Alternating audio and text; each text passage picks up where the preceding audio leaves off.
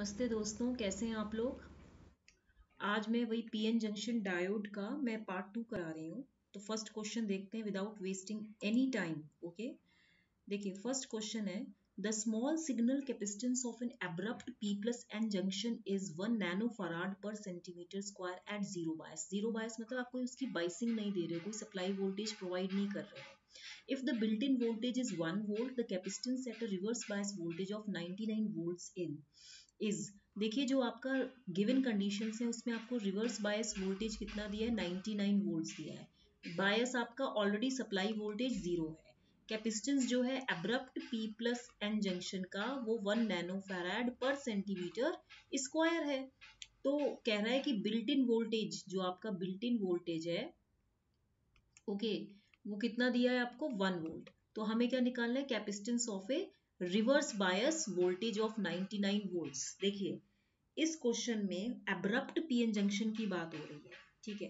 For an abrupt PN junction, जो आपका junction capacitance है this is proportional to v to the power minus half. ये आप रट लीजिए या कहीं अपनी नोटबुक में लिख लीजिए कि junction capacitance is directly proportional to the inversely proportional to the square root of voltage. मतलब आप इसको ऐसे तो लिखेंगे 1/√v, ठीक है। अब आप इसमें देखिए हम इसको कैसे लिख सकते हैं, क्योंकि इसने बोला है सी, हम इसको लिख सकते हैं C2/C1 is equal to √V1/V2 लिख सकते हैं ना।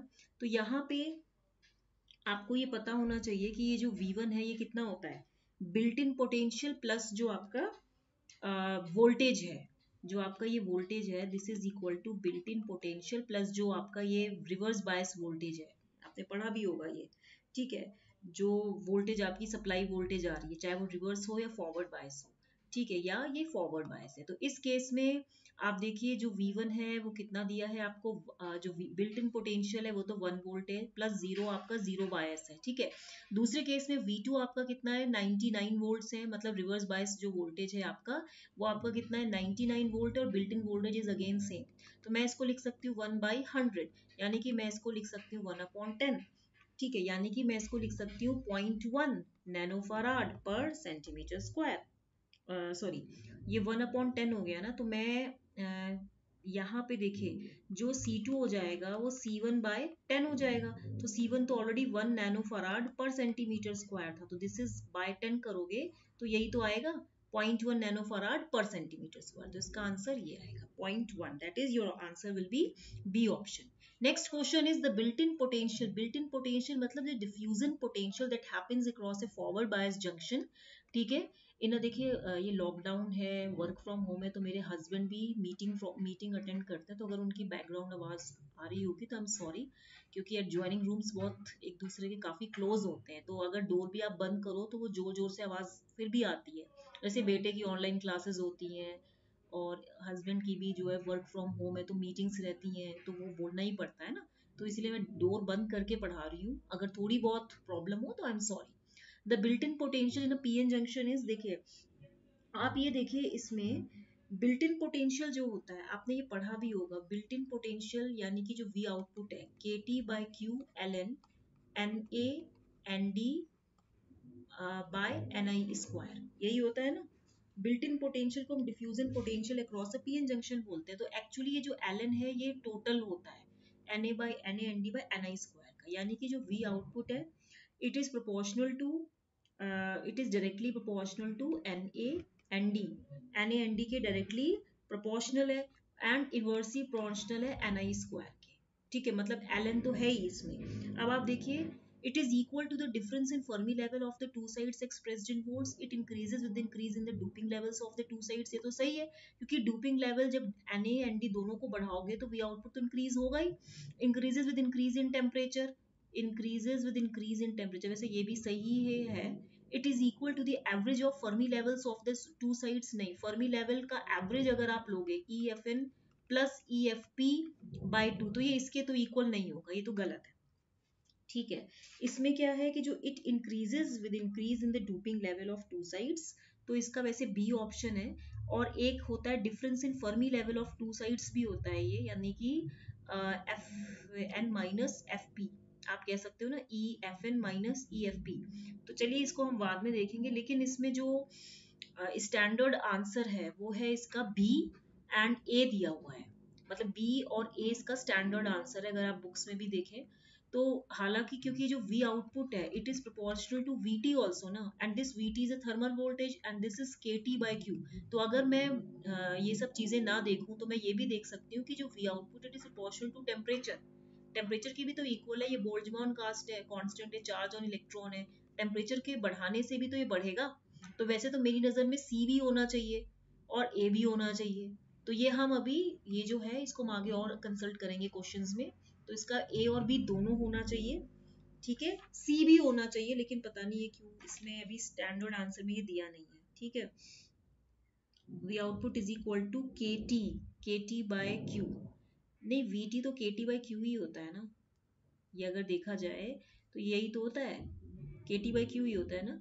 The diffusion potential across a PN junction increases with increasing doping concentration uh, and और क्या दिया, increases with decreasing band gap, increases with increase in doping concentration, decrease तो नहीं होगा। देखिए वही क्वेश्चन घुमा फिरा के दिया है इसने। That means A भी नहीं होगा, B भी नहीं होगा। और फॉर्मूला क्या है, V output is equal to how much?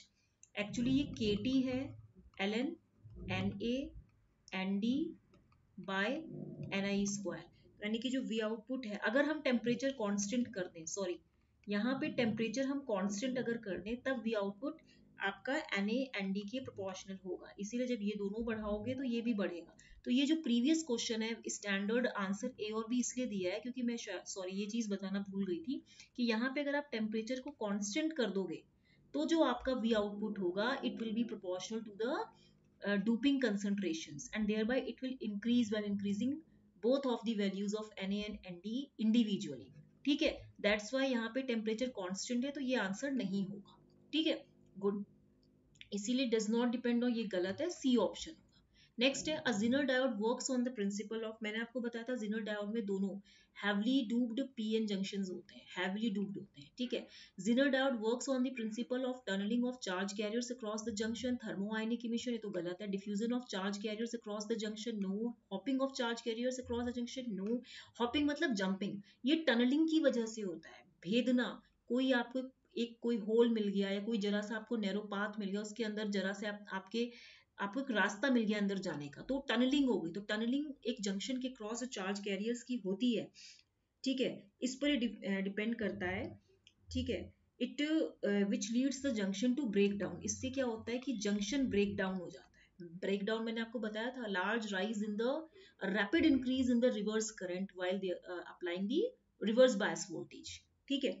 अब आप इसका ए ऑप्शन होगा। नेक्स्ट है the depletion capacitance of an abruptly PN junction with constant doping on either side varies with reverse bias voltage as, देखिए ये जो आपका CJ है, ठीक है, रिवर्स बायस वोल्टेज जब भी देते हैं it is directly proportional to VR to the power minus half होता है, ठीक है। डिप्लीशन लेयर कैपेसिटेंस, हम इसको डिप्लीशन लेयर कैपेसिटेंस भी बोलते हैं, मतलब ये इस तरीके से होता है।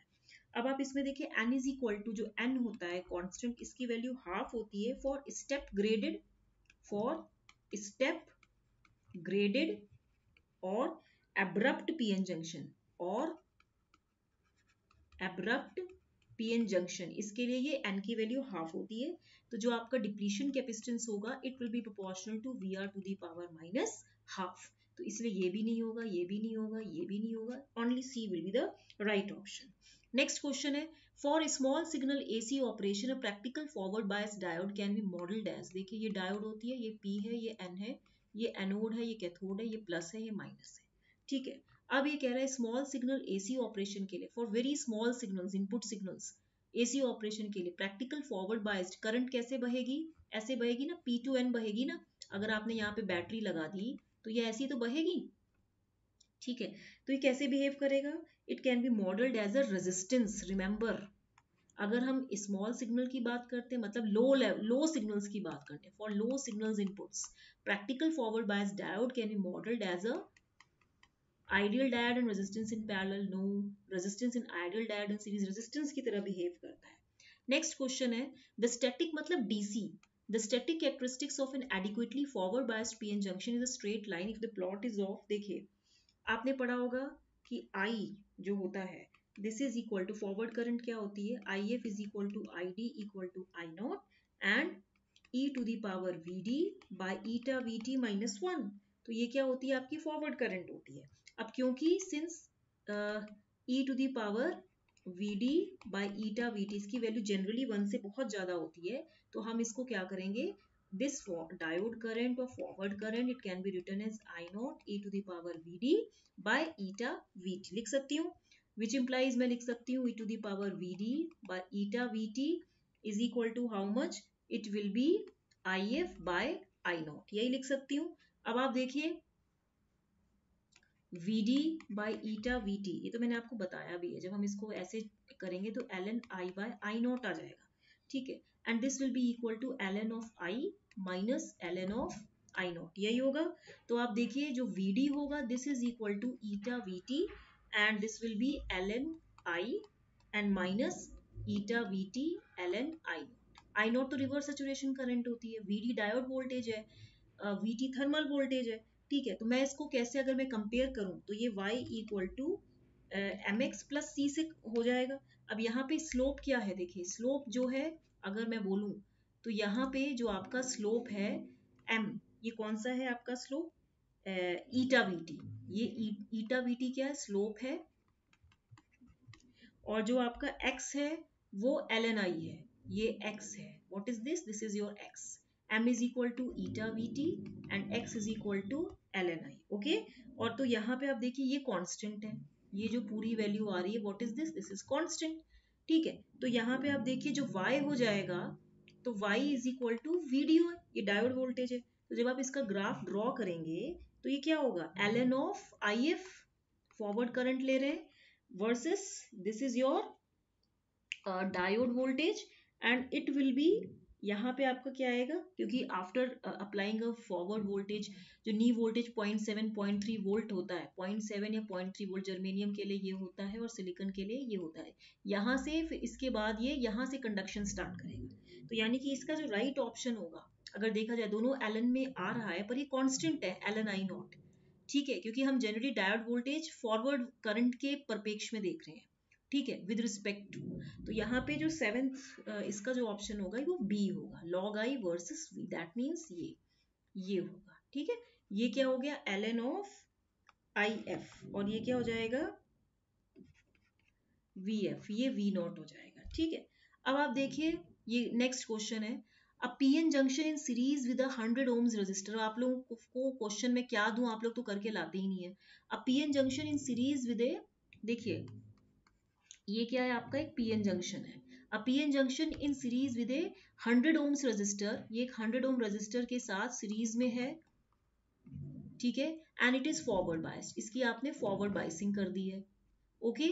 सो that a current of 100 milliampere, मैं यहाँ पे चेंज कर देती हूँ marker, a current of 100 milliampere flows if the voltage across this combination is instantaneously reversed। अगर इस वोल्टेज को मैं एकदम से चेंज कर दूं, दैट मीन्स मैं यहाँ इस पीएन जंक्शन था, मैं यहाँ पे इस वोल्टेज को एकदम से चेंज कर दूं, मैं इसको रिवर्स वोल्टेज कर दूं at t equal to 0, then current through diodes is approximately given by, बताइए। ये क्वेश्चन आपका होमवर्क है, ये क्वेश्चन आप लोग करके लाएंगे। मैंने लास्ट टाइम पे आपको जो क्वेश्चन दिया था वो देखते हैं। मैंने लास्ट टाइम आपको क्या दिया था, इन यूनिफॉर्मली डूप्ड, यूनिफॉर्मली मतलब जहां पे हम कांस्टेंट डूपिंग करते हैं, समान मात्रा में हम अमाउंट ऑफ इम्प्योरिटीज ऐड करते हैं। Abrupt PN junction, the doping level of the N side is 4 times the doping level of P side, हमें निकालना है द रेशियो ऑफ, नहीं the doping level of N side, देखिए इसमें मैं क्या दिया, doping level of N side is 4 times the doping level of P side, यानी कि ये डूपिंग की बात कर रहा है, डूपिंग कंसेंट्रेशन की बात कर रहा है, तो ये आपका गिवन है। The ratio of the depletion layer width of N side, that means आप कह सकते हो कि हम इसमें चार्ज न्यूट्रलिटी कंडीशन लगाएंगे, charge neutrality by using charge neutrality condition या charge density condition, आपके पास एक रिलेशन होता है Wn by Wp is equal to Na by Nd, that means आप इसको ऐसे भी लिख सकते हो ना, Wn Nd is equal to Wp Na, यही होता है। तो आप इसमें देखिए हमें जो Na है डोनर डेंसिटी, ये तो हमें ऑलरेडी दिया ही है, Na by 4 times of Na, and this is Wn by Wp, तो ये कैंसिल हो जाएगा, which implies ये क्या दिया है, the ratio of depletion, ये W and Wp क्या है, डिप्लीशन लेयर विड्स हैं, डिप्लीशन लेयर विड्स हैं of across N and P region. तो यहाँ पे आप देखिए Wn by Wp and this is equal to 1 by 4, the ratio of depletion layer width of N side to that of P side will be 1 by 4, that means it will be 0.25, तो answer A। कोई आप लोग आजकल answer देते नहीं हो, फिर कहते हो एक क्वेश्चन होमवर्क में भी दिया करो। ये जो मैं समझ सकती हूँ कि बीजेटी फेट में क्वेश्चंस बहुत थोड़े से ट्रिकी थे और न्यूमेरिकल बेस्ड थे, कंसेप्चुअल बेस्ड थे, उसमें एकदम से दिमाग अभी आप लोग का काम नहीं कर रहा होगा, क्योंकि अभी थोड़ा सा सिचुएशन इतनी फेवरेबल नहीं है। आपको लग रहा होगा एग्जाम कब होगा, है ना, कैसे देंगे, तो कोई बात नहीं, तैयारी तो करते रहिए, पढ़ाई तो नहीं छोड़नी चाहिए ना, है ना। थैंक्स करिए, लाइक शेयर एंड सब्सक्राइब। पढ़ाई तो तब भी करनी है, एकदम से तो नहीं जाए, एकदम से तो ये सिचुएशन फेवरेबल नहीं हो जाएगी, सब कुछ धीरे धीरे लगता है, ठीक है। तो till then goodbye, take care, okay, और लाइक शेयर एंड सब्सक्राइब करना मत